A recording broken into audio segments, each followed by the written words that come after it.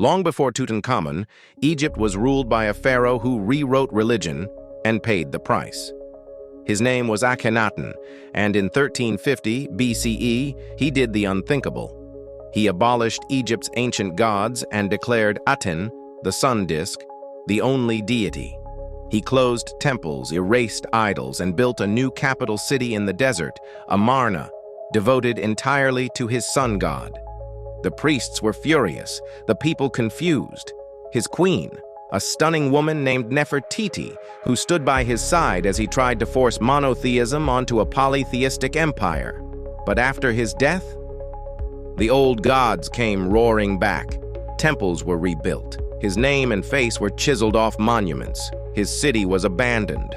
It was as if Akhenaten had never existed, except he may have changed the world.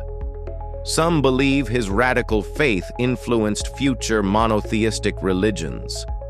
Like and subscribe for more forgotten revolutions buried in stone.